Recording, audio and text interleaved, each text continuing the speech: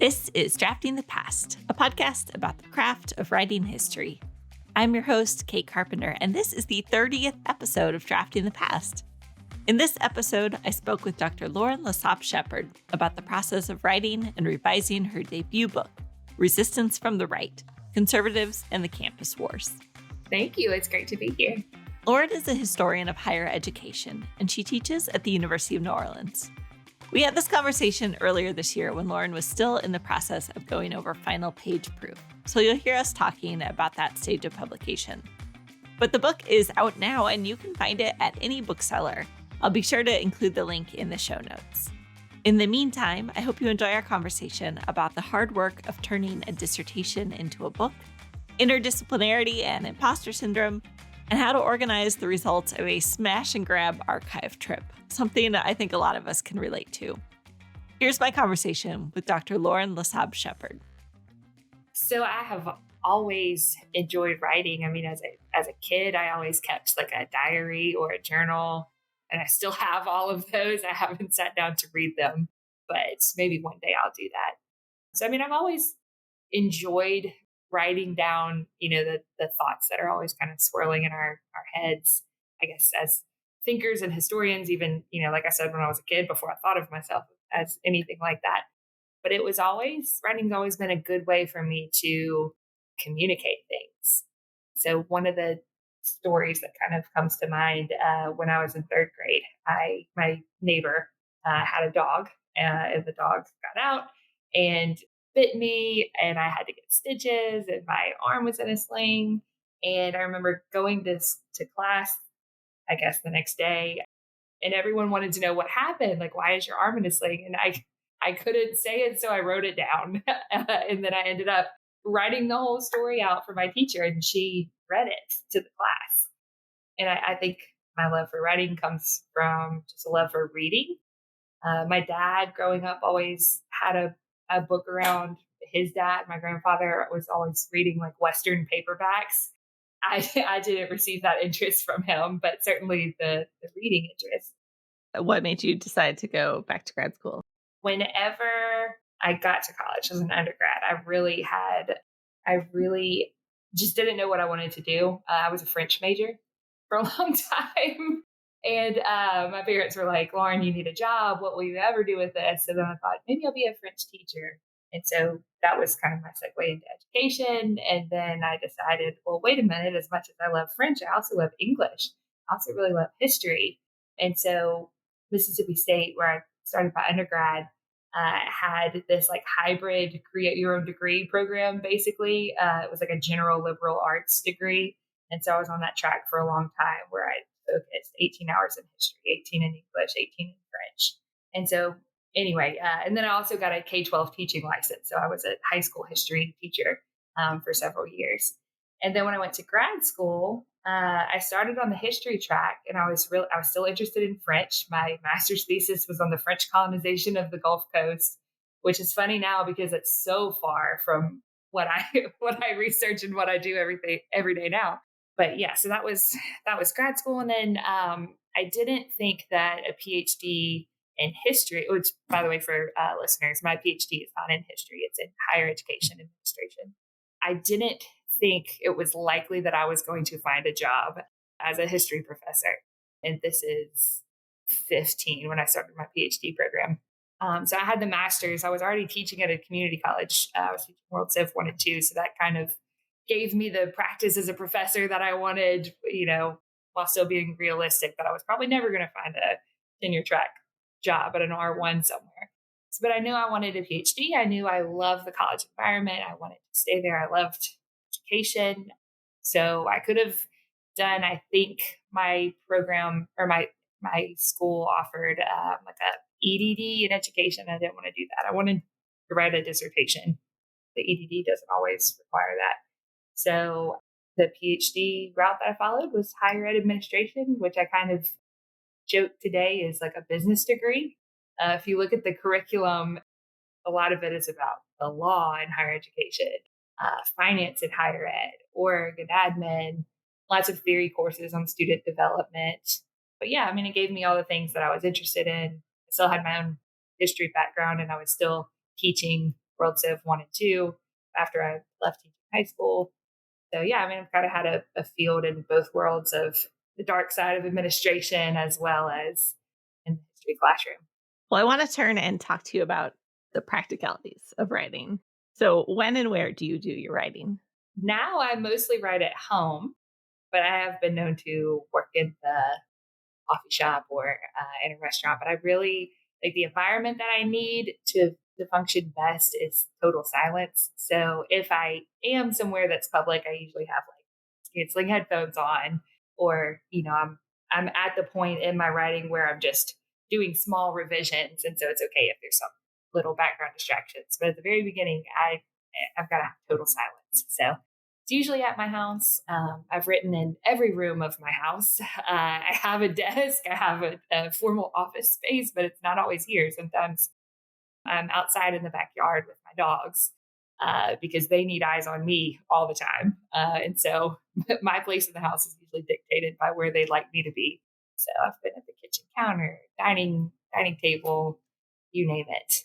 But I will say before when I was still working on my dissertation, so I graduated in 2020, so before COVID, I did have a favorite writing place, and I probably need to get back to it. And that is there's a satellite campus of the University of Southern Mississippi about 30 minutes from where I live now, and it's on the beach. And so I would sneak up to the top floor in the library, and that floor itself is just gorgeous. There's these huge floor to ceiling windows. It overlooks this really spacious lawn. There's all these really old, twisted oaks, and the lawn runs out into the Gulf. And so it's just absolutely gorgeous. There's so much natural light. It's quiet anyway because nobody's up there. And I used to just like take up all this space. I would take up two massive tables and lay all my books out and all my printed papers out, my highlighters, my pens. And I did a lot of work there. But then the library closed after COVID. And so I just kind of got into the habit of writing here. But now that I think about it, yeah, I need to get back to that library. Do you have a routine that you like to follow each day? No, I don't. I will be very honest and admit that I don't have a routine. I get it in when I can.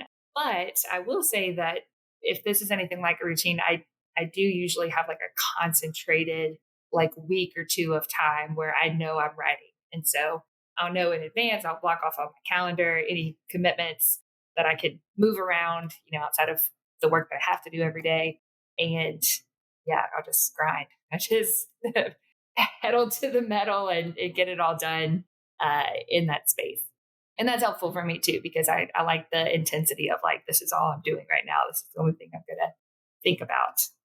At least writing for me, when it's on my mind, I can really flesh my thoughts out when it's the only thing I'm doing. Like it doesn't leave my mind, whether I'm showering, whether I'm driving, if I wake up in the middle of the night and I have a thought, it's all right there together. And it helps me kind of crank things out maybe a little bit more efficiently. So, how do you like to organize your research and writing? Well, so the last two archival trips that I've had, I've come up with a pretty good system. So both the trips had a lot of just data, like a lot of content that I needed to capture in the few days that I was there. So I really did just like a smash and grab where, I walked into the archive, the moment that it opened, I sat down and I'm just taking pictures of everything. And so Adobe has their scan app that's been really helpful for me. I'm taking pictures and then automatically they're saved in my phone as a PDF. So yeah, I mean, I usually can't even read the documents. I just know this is in this box. I need it. So I'm going to take a picture of it. If it's not helpful to me, then maybe it will be one day, or maybe I can share it with somebody else who is looking at these same things. So yeah, I take lots of pictures. Then that night, I go to the hotel room, or possibly even if there's like a restaurant nearby. I'll sit down, put my headphones on, upload all the PDFs on my computer, look at what I have, and start labeling. And one thing that really has helped me label the last two trips, and by the way, this is shout out to whoever gave me this idea on Twitter. This is not original to me. I don't remember who told me, but I can't take credit for it. But it's helpful to, in your camera roll, have a picture of the box in the folder. So in the order that all your files are, it'd be a helpful reminder that this came from this folder or what have you. So yeah, so that I label things in my computer exactly as they are labeled in the archive.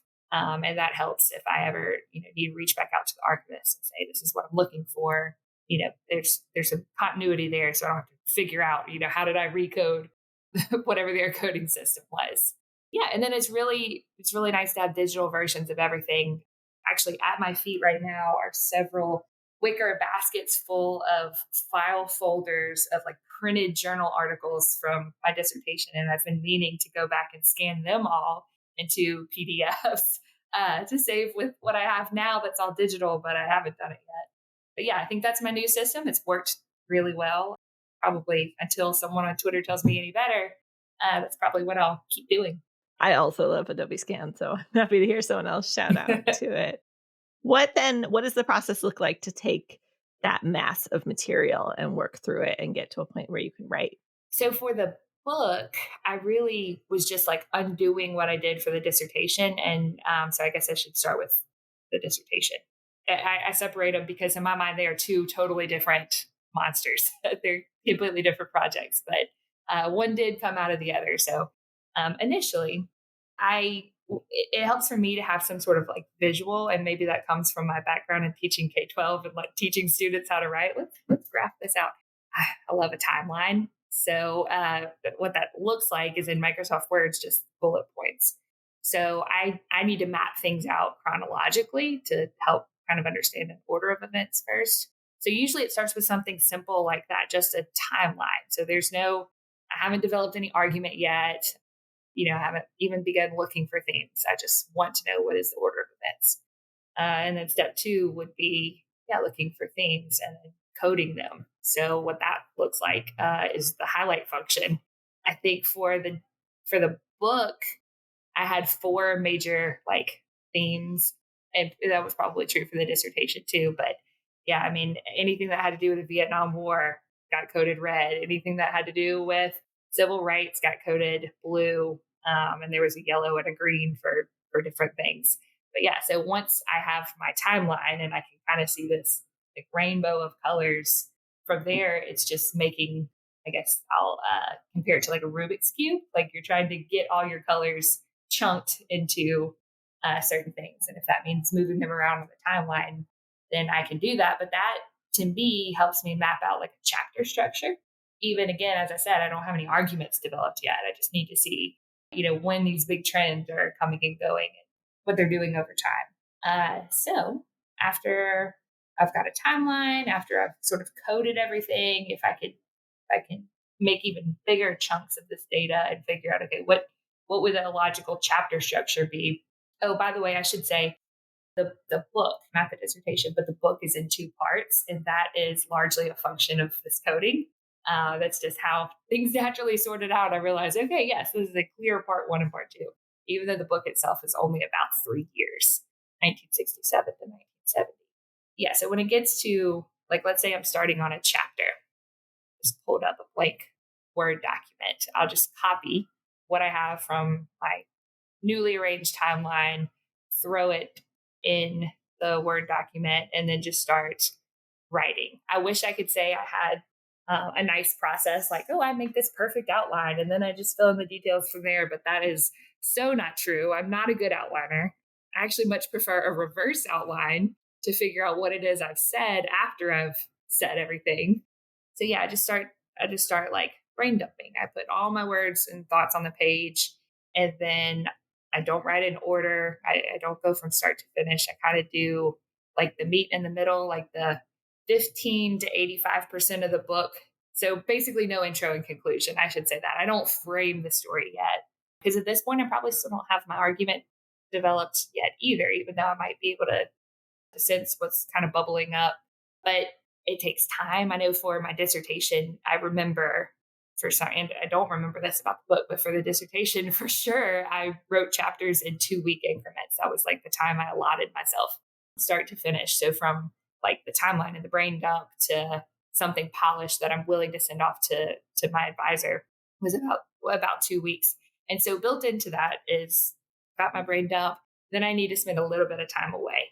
So it could be 2 hours. It could be that I just, run an errand or do some other task during the day, or it could be I'm closing the laptop for the night. I'm going to sleep on this, come back to it tomorrow. Let me see what I've said. Okay, this is trash or this is really good and I want to develop it. I can make those calls with a fresh set of eyes after a little bit of time. So that's been really helpful.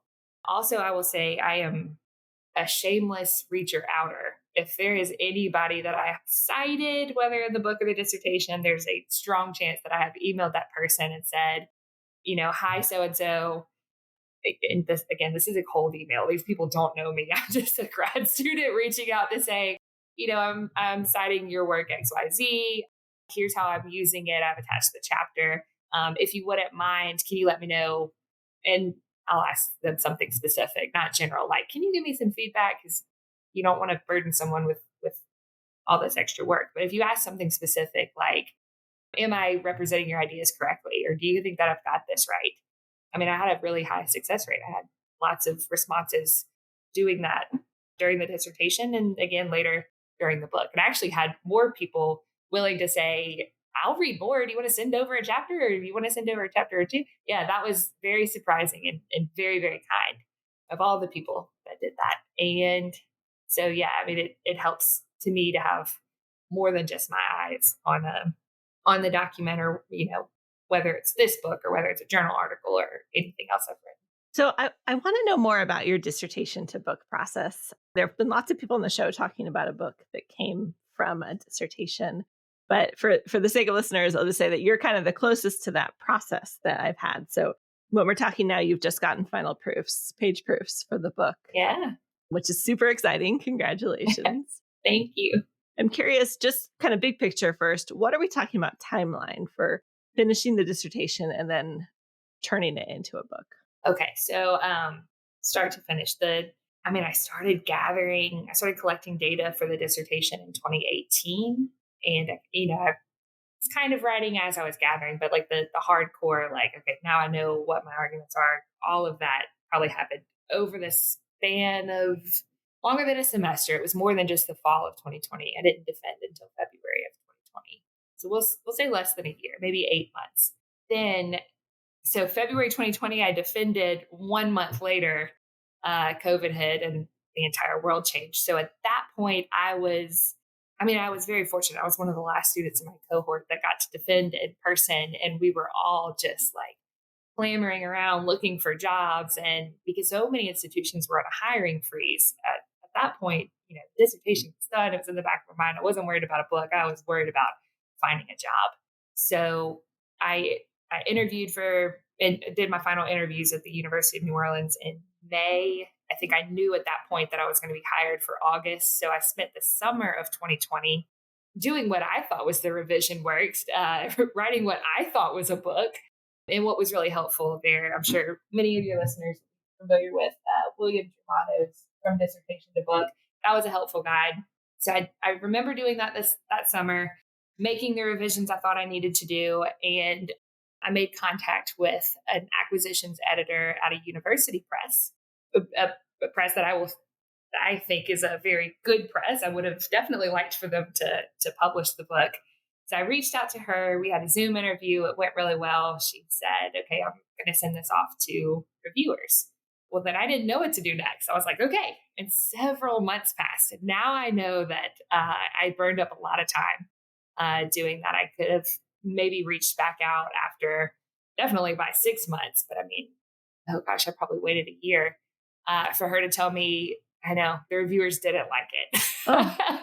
And I was like, oh, okay, thank you. And that's fine because I know if I look back at that version of the manuscript I said, I probably would not have approved it for publication either. So anyway, the Germano book was a help, but I will say far and away the biggest help to other sources for listeners are Laura Portwood Stacer's The Book Proposal book from Princeton University Press, and also Melody Hers, Writing and Publishing Your Book, a guide for experts in every field. Same as I mentioned before, I'm a shameless reacher outer. So I got in touch with Laura, I got in touch with Melody and was like, please, can you give me, more specific guidance? And it was through, I guess, Laura's book that I realized that developmental editing was a thing. I can pay someone to peer review my work. You will get much deeper feedback than you will get from, just asking a colleague or a friend or somebody else that to give you some feedback. So yeah, I mean, it's an investment, I will say, but I did use a developmental editor, and that really, really helped take my dissertation and transform it into what looks like a book now. So that was incredibly helpful. So back to the timeline, let's see. I think I reached out to University of North Carolina Press, who is publishing the book, and two other university presses. I didn't go trade press route. I don't have an agent. Don't have any connections there. Maybe for the next book, I'll do that.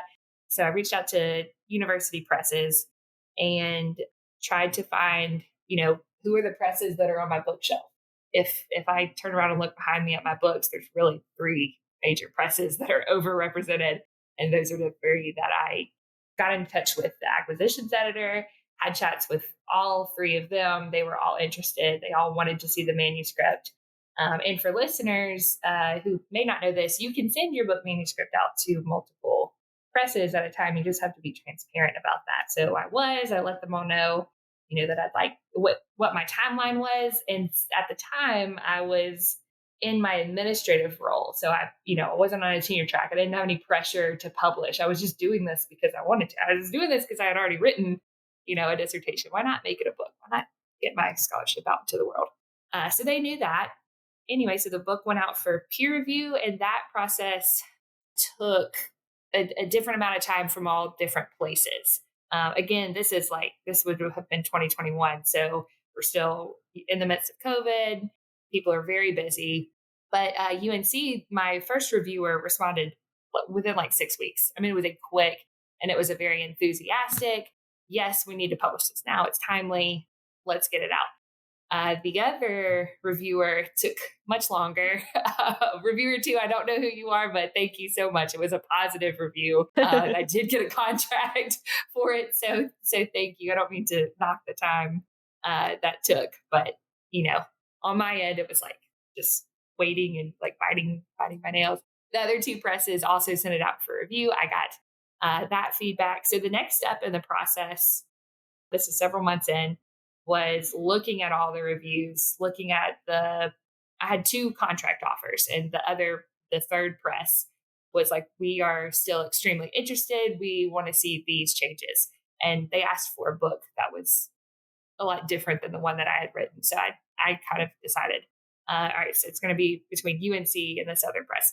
And so I looked at the peer reviews. I thought about which editor I had the best relationship with, which one that I wanted to continue to work with. They were both great.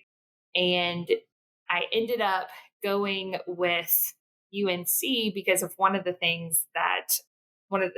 big pieces of feedback I got from the reviewer, which is, you've written this great book about how the new right has influenced higher ed since the 60s, but kind of buried within that, you've also told the story about how the new right trained themselves, how they became, how they developed these political personalities and how they shaped the GOP, for decades going into the future. And I thought, yeah, I did do that. I did talk about those things. But to me, I'm an ed historian. I'm not a political historian, although I'm extremely interested in that. They were like, this is a better book if you just swap around your theses. Like if you make this a book about the GOP, and by the way, this is how it's influenced higher ed. That was extremely daunting to me.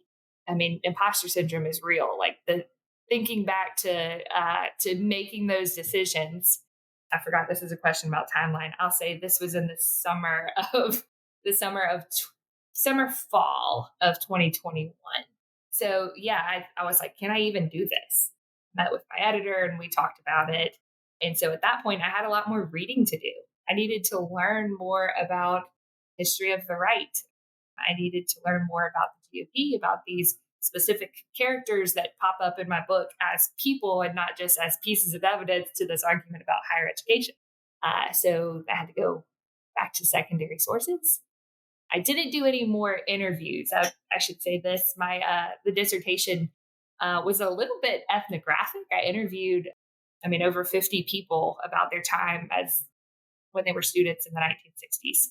And by the time I was ready to finish the book manuscript, many of them had passed. they weren't even alive to go back to re-interview again. Also, January 6th had happened, and that was just a whole new context for talking to people about, their involvement in the GOP over the years. And so I decided not to do any more oral interviews. I just used what I had, but I did a lot more archival research. So I traveled to the Hoover Institution at Stanford and some other places.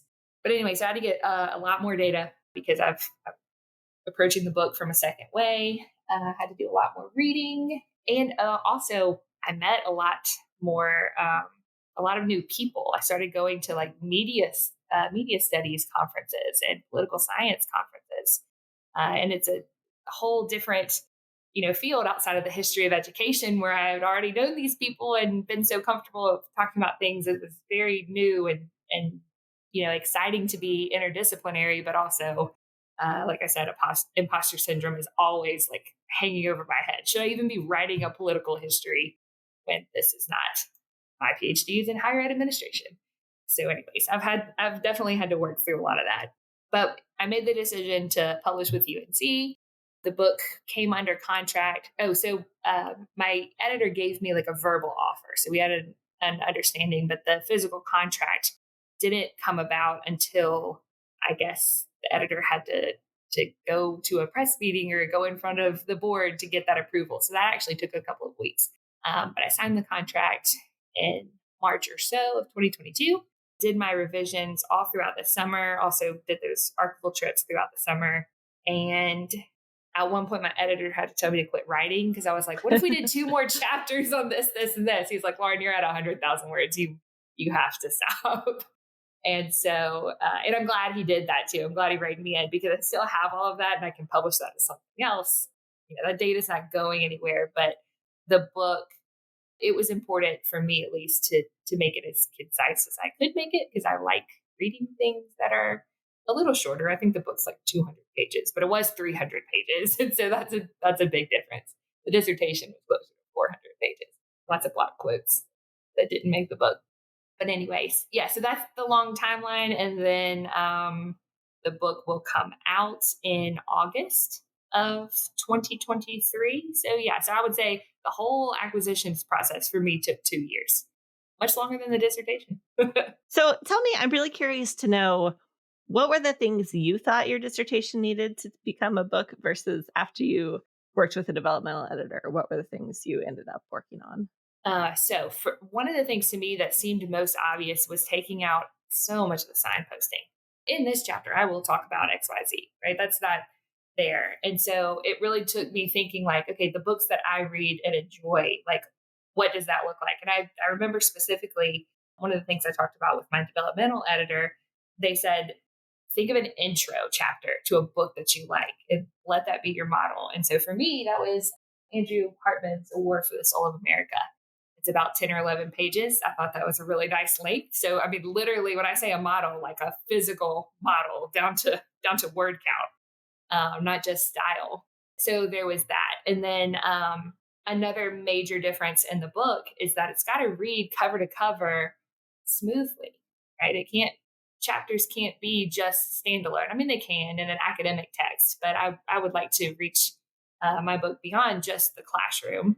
I already know that everybody that I interviewed who's still alive is going to read it and they're going to pass it around their own circles. So, there's that. And I wanted it to be an enjoyable thing. So, and that was a different writing approach too, because I wrote each chapter of the dissertation as chapter 1. This is the intro, chapter 5 is the conclusion. And it followed this very strict format. But for the book, it was like, no, there's part 1 and part 2. I dabbled with a prologue for a little bit. I ended up taking that out. But I mean, there's all these, there's just a different structure or style that is not as rigidly defined as the dissertation is. So taking out the signposting was huge, making the transitions much more fluid, having callbacks to different chapters, rather than restating something that you had already said chapters before in a different way. Just let's make that one parenthetical reference, like see chapter 5. So that was a lot for taking out length.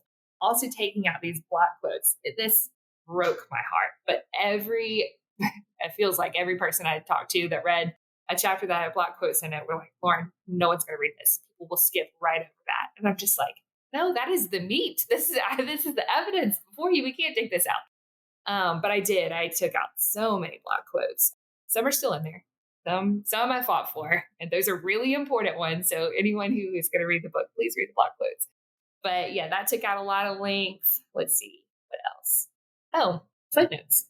Cleaning up the footnotes. For my dissertation, I footnoted everything. I mean, everything. I was heavily reliant on like these 5 people said this thing, so this is what we need to do. And now I know or learned that in the book, the most recent text, or maybe the one that's considered the originator of this argument, you only really need to cite one that really condenses everything. You don't have to cite every person who's ever said this and every page that they said it on. And some things don't need to be cited at all, right? Some things that are really well known, really well established, that would be familiar to at least a historical reader in the field. Some of those citations came out. What else got rid of some? I should mention that the person who was my developmental editor has a background in political science. That was really important to me when I was looking for who to hire to do this. I didn't want someone with strictly an education background. I had that covered. I need someone to tell me, like, are these claims that I'm making about the GOP right? Are they correct? But I mean, the biggest difference in the two is length and the fact that what was a sub argument of the dissertation is the main argument in the book. It's a completely different audience as well. You want to say that your dissertation is, it's your scholarship. It's going to be read by everyone in the field. But in all honesty, I was writing for my 5 committee members. And, this book is written for the, I don't know, maybe 700 people who are going to read it. I hope. To talk about how all of this research and revision worked out on the page, I asked Lauren to read an excerpt from Chapter 1. Here's Dr. Shepard reading from Resistance from the Right. The year 1962 marked the beginning of a critical decline in liberalism from which the United States only momentarily rebounded in 2018. Liberal mood has continued to deteriorate since that high point. Between 1967 and 1970, the national desire for liberalism plunged. Although there was a brief uptick from 1970 to 1973, the era corresponding with American withdrawal from the Vietnam War, liberalism and the American mood continued to depreciate throughout the 1970s. Even when it began to swing back towards liberalism in the 1980s, scores remained close to those of the early Vietnam War years. As the American mood became less liberal, conservative politicians capitalized on the opportunity to gain more success, sparking a, quote, conservative ascendancy in American politics that has lasted into the 21st century. Ironically, the historical memory of American higher education, those years are synonymous with widespread liberalism on campus. Common recollections of college life in the late 1960s and early 1970s include anti-war demonstrations, the creation of ethnic and women's studies programs, and the deconstruction of social norms in appearance, dress, and recreation. Progressive changes in higher education from 1967 to 1970 are better understood as feats accomplished despite an apathetic campus majority and a boisterous anti-liberal assault from the political, cultural, and religious right. One of the challenges that I think this passage really highlights is that there's sort of this like popular belief about higher education in this time frame that it was this like very liberal. I think UC Berkeley comes to mind for a lot of people on campus, right? But you're kind of correcting that in this book. So how do you balance as a writer saying like what you think you know is wrong, but also here is what I'm trying to tell you instead? Yes. Well, that's an interesting passage that you picked because that, to me, that is the most dissertation-y passage of the whole book.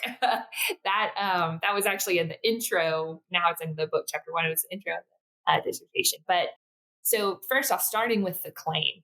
So that whole first paragraph that I read is a claim about how the U.S. was actually becoming more conservative in the post-war years. And so the first thing I do that listeners can't see, but there's a graph in the book that has all this mapped out. So I know if you were listening, you're probably thinking, oh my gosh, there's a lot of information at once. It's visually there for you on the page. So it doesn't not coming at you quite so fast. But yeah, so I established that, citing the political scientists who got us that information and then moving on from there, talking about claims about the campus. So the whole book is arguing that there's this really small cohort of very energetic conservatives.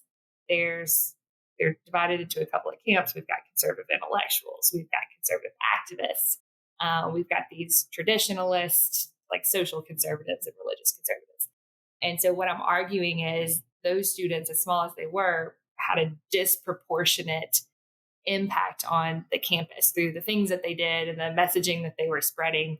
And that when we think about the 60s, we tend to ignore them or maybe throw them out to the margins as just like, part of this anti-intellectual or even like white resistance to the civil rights movement, it's part of the larger backlash.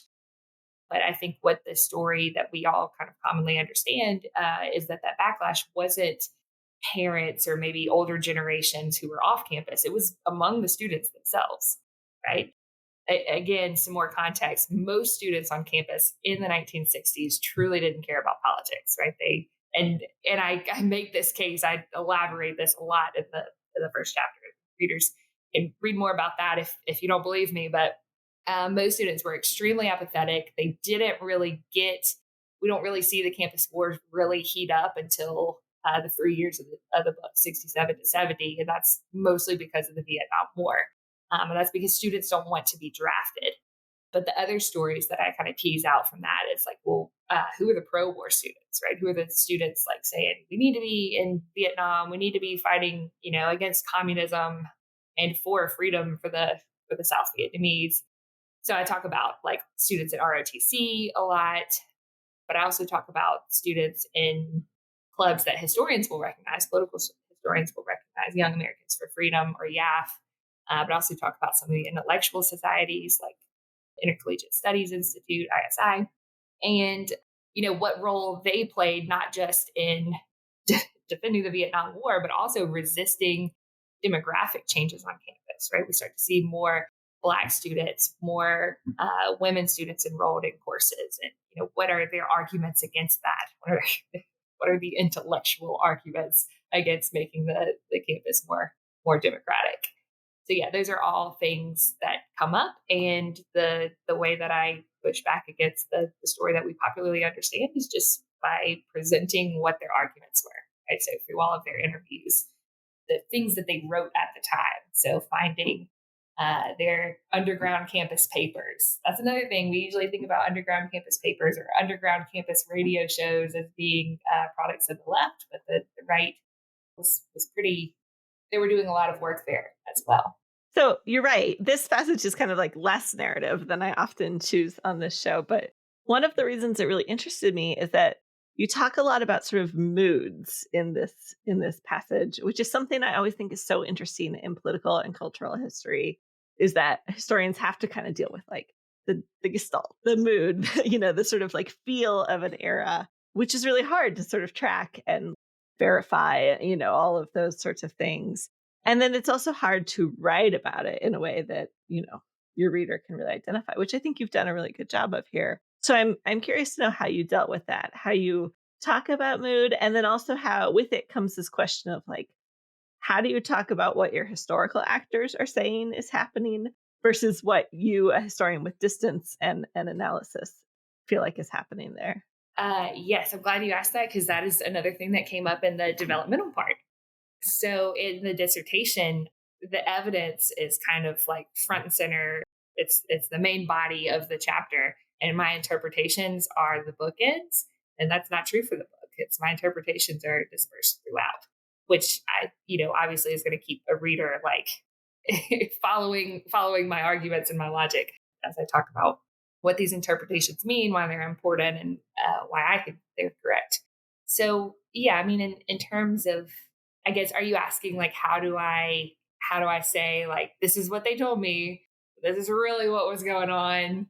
If that's the question, yeah, a little bit, and just how do you balance that too? Yeah, well, so the balancing thing is just like, I mean, it's just dispersed throughout like my interpretation of the evidence. How do I like understand it and process it? I think that is something that I'm able to do just from my own upbringing. I mean, I born and raised in South Mississippi. I am surrounded by conservatism. I personally was a very conservative child growing up, and then through high school and college, these things make their way out of your system, I guess. But I mean, I have a high tolerance even now for listening to somebody who's probably even on the far right and maybe unpacking a lot of what they're saying and contextualizing it with other things that I know to be true that maybe they don't know to be true because it's not the world that they live in, or it's not information that they're ever exposed to. So, yeah, it's just a matter of saying, like, here's a claim I make, here's their evidence, here's what they told me, and then contextualizing that, talking about its longer impacts. And I do that at the paragraph level, but also that's really the whole structure for chapters in the book itself. To better illustrate this, we talked about another short section that comes from chapter 2. In this excerpt, one of the students that Lauren interviewed is discussing the perceived consequences of raising questions about the type of economics taught in his courses. Here's Lauren again, reading from Resistance from the Right. For students like Gortney, however, finding the words to speak out in class was less of a problem than the perceived repercussions of doing so. As an undergraduate, Washington State University was very Keynesian oriented, he recalled. Even if you asked questions indicating you were a skeptic, you were immediately discriminated against in terms of grades. I would have asked legitimate questions about how things worked, and my macro instructor, who was a very strong Keynesian, perceived that I was a skeptic, and I think it was fair to say that I got a B in that class instead of an A because of it. It is difficult for a historian today to assess the accuracy of such claims. Were professors in the 1960s biased against their conservative students for comments they made in class, and was that political bias reflected in grade penalties across multiple assignments? It is possible, but other explanations are likely. Another student offered the following interpretation of point deductions. It's not that professors deliberately persecute conservatives, but if you turn in a conservative analysis, they think you haven't grasped the material and give you a low grade. So in that passage, sort of the mechanics of those two paragraphs is I had been previously speaking in the chapter about how conservative students felt like they were persecuted or victimized in the classroom for their political beliefs. And one of the ways that they felt it the most was in grade penalties. And that's what they claimed. So I give you a passage from a student who says, he's in his macroeconomics course and he's turning in sort of like a free market analysis. And because the instructor is such a strong Keynesian, he got a B instead of an A. And so there's that claim, right? There's the conservative representation. And then I chime in. So my voice says, I can't really assess that, right? I can't go back and talk to your professor. We don't have these records of your grades. At least the former student didn't offer them up to me. So it's hard to know, is that really true? Can I test that? So what I do here to sort of answer that is pull in a quote from another student at the same time who said, that's not really the case. What's happening is these students that think like Courtney, they're turning in their paper and it's like half baked. And that's the reason we got the low grade. So there, I actually didn't have to do a whole lot of work except present both sides, which is what one of my peer reviewers really wanted me to do. So that's sort of how I managed that. That's super helpful, actually, just to see kind of how that breaks down. Well, so you talked a little bit about kind of how your perspective sort of enables you to really unpack these things and contextualize them. And I know you've written quite a few op-eds and sort of essays for a more public audience. Is there a different process for writing those kind of pieces? I mean, they're much shorter. So, time-wise, they're not as time-consuming. I also usually don't have to do any new research for an op-ed. I can pull from what I already know. And typically, something will happen and then all of my op-eds have been reactive to something that had just happened. I know some people plan op-eds ahead of time or in anticipation of some event that will occur. That hasn't been the case for me. Maybe one day it will be. But like the op-eds I've written about are in 2021, cancel culture, obviously critical race theory and the hysteria surrounding that, CPAC. So, and something else. I don't know. I've written a fourth one. So I sort of took that writing process looks like opening with, whatever's happening in the news at the moment that had happened within the last day or so, explaining that as briefly as I can, perhaps in a paragraph or two, and then saying, calling back to what it is I already know to situate the current moment in the past. And then, you do a callback to that first moment and say, there's actually a longer history here. And now, but yeah, it's a much shorter process. the things, for example, that I have written for Made by History in the Washington Post, I draw up a brief draft. Usually it's like 1,000 words, maybe a little less, maybe a little more. I think my longest one has only been like 1,200 words. But so I draw up like 1,000 word draft. I email it off to the great people at Made by History in this example. And then they'll respond same day or next day with some thoughts, some comments. And then I work through that. And sometimes we'll pass a draft back and forth, 3 or 4 different emails. Sometimes it's in really good shape, the first one or two rounds we go through. But it's got, its own little mini peer review process, the same we would do for articles or larger manuscripts. And then this is assuming it doesn't get rejected. I've written plenty of op-eds that never saw the light of day. So the ones that have made it through, that's the process. And yeah, I mean, in terms of like the writing, there's no new research because it all comes so quickly, right? You're responding to something immediately in the moment. So you don't have time to hit the archives. Well, in our last little bit of time, I want to talk a little bit about inspiration. So I'd like to know more about, you've mentioned a couple names in the course of our interview, but are there people that you turn to that you read for inspiration for your own writing? Yes. So, I mean, it would be my dream if I could write like Rick Perlstein. That would just be amazing. If I could write these, his books are probably a little longer than what I can do, what I can sit still for. But I mean, they're page turners. And I remember I might have been in my master's program, I don't know, but when one of his books came out, which one was it? I guess it was probably before the storm. Anyway, I emailed him and I was like, this is so great. Where are your footnotes? And he responded right back, like, they're on my website. And I did not know who I was talking to at the moment. Again, this is me being like a shameless reacher outer. Mr. Perlstein, this is fantastic work. Please show me your evidence. How embarrassing is that now? But he was so kind. And I actually know him a little bit better. I've had in-person chats with him, and I don't think he remembers that about me. Thank God. But yeah, so he's definitely one. Yeah, the example I used earlier for sure, Hartman's War for the Soul of America. I also really enjoy both of Nikki Himmer's books. She is another person that I have shamelessly fan mailed and thankfully know a little bit better today. And hopefully she also doesn't remember those shameless fan mails that I've sent in the past. Yeah, I mean, trying to think of more examples here, but I mean, just anything that can be a page turner that keeps you engaged in the story.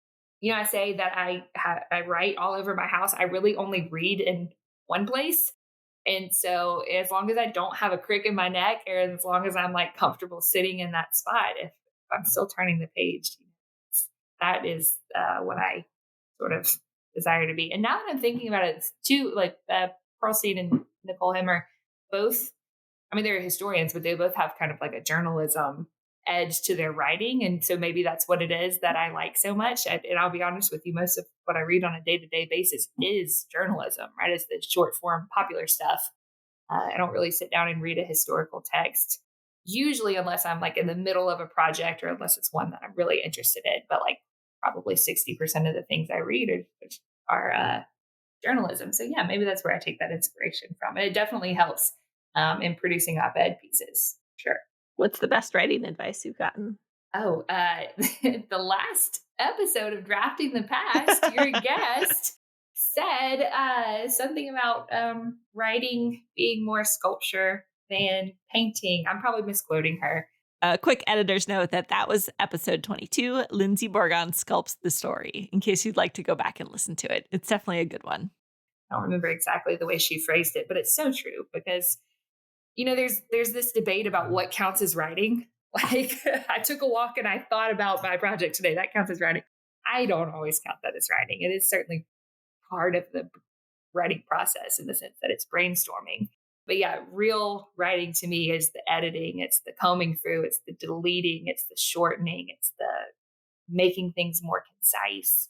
So I like that a lot. But I mean, I'm part of a writing group, and we've been going strong since 2020. 3 of us, we have like 3 core members, and we've added some new people, and some people have dropped out over time. But I can tell you that from that writing experience, and then also from teaching my own students to write, everyone has a different process.